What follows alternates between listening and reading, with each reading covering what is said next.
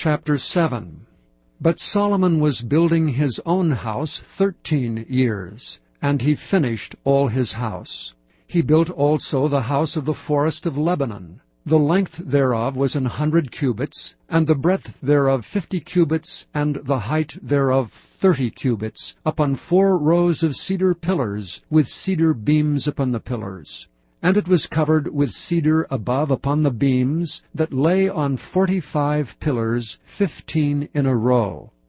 And there were windows in 3 rows, and light was against light in 3 ranks.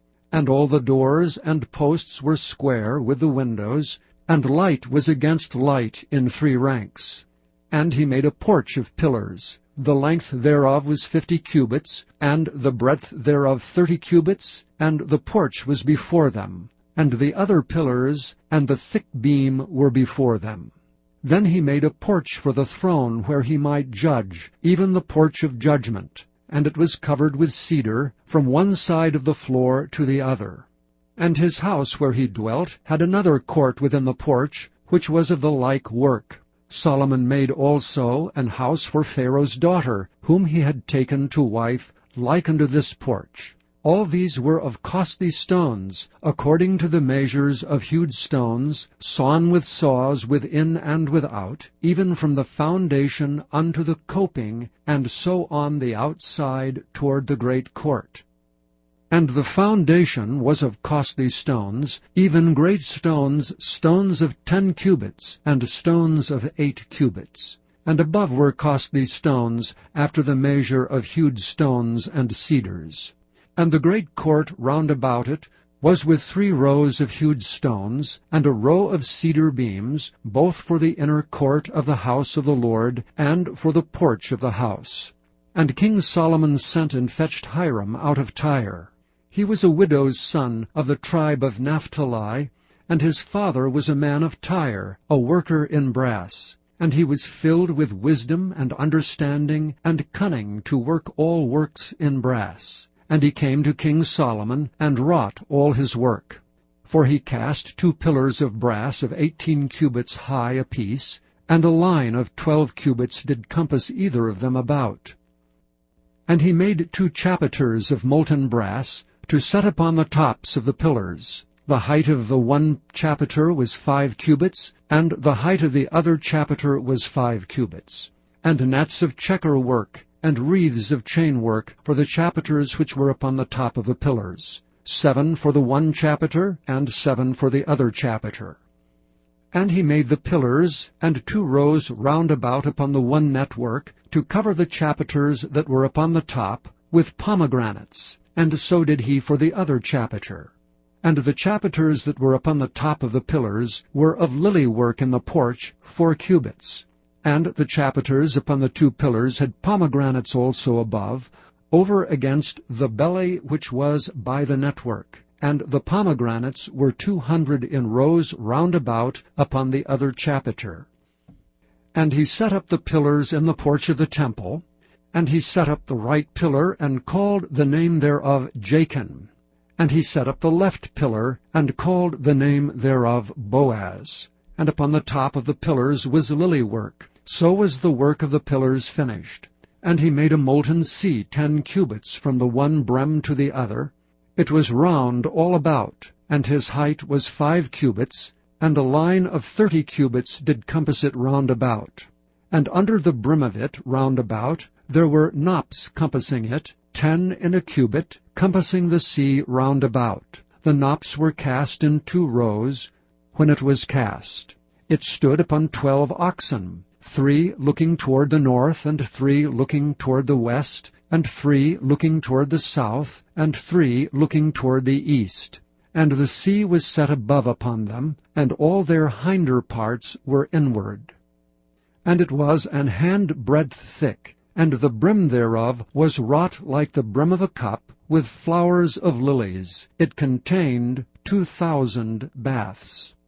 And he made 10 bases of brass. 4 cubits was the length of one base, and 4 cubits the breadth thereof, and 3 cubits the height of it.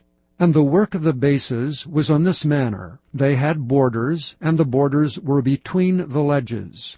And on the borders that were between the ledges were lions, oxen, and cherubims, and upon the ledges there was a base above, and beneath the lions and oxen were certain additions made of thin work. And every base had 4 brazen wheels, and plates of brass, and the 4 corners thereof had undersetters. Under the laver were undersetters molten, at the side of every addition.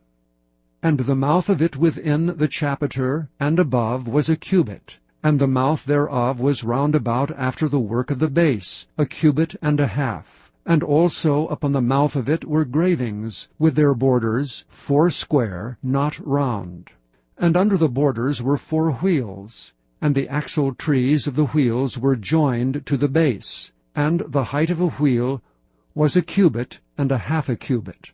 And the work of the wheels was like the work of a chariot wheel. Their axle trees and their naves and their felloes and their spokes were all molten.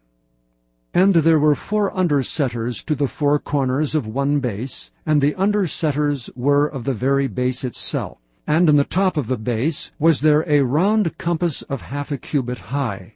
And on the top of the base the ledges thereof and the borders thereof were of the same.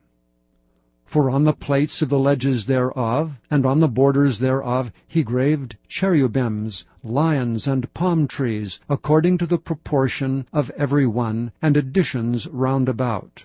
After this manner he made the 10 bases. All of them had 1 casting, 1 measure, and 1 size. Then made he 10 lavers of brass. 1 laver contained 40 baths, and every laver was 4 cubits, and upon every one of the 10 bases 1 laver. And he put 5 bases on the right side of the house, and 5 on the left side of the house, and he set the sea on the right side of the house eastward, over against the south. And Hiram made the lavers, and the shovels, and the basins. So Hiram made an end of doing all the work that he made King Solomon for the house of the Lord.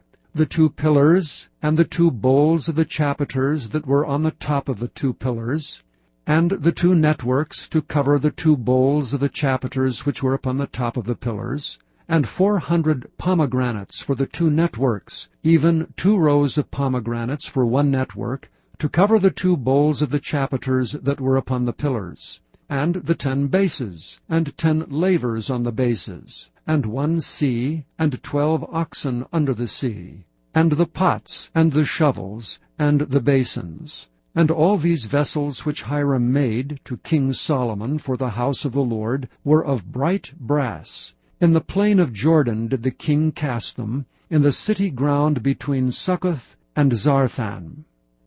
And Solomon left all the vessels unweighed, because they were exceeding many, neither was the weight of the brass found out. And Solomon made all the vessels that pertained unto the house of the Lord, the altar of gold, and the table of gold whereupon the shewbread was, and the candlesticks of pure gold, 5 on the right side and 5 on the left, before the oracle, with the flowers and the lamps, and the tongs of gold, and the bowls and the snuffers, and the basins, and the spoons, and the censers of pure gold, and the hinges of gold, both for the doors of the inner house, the most holy place, and for the doors of the house, to wit, of the temple.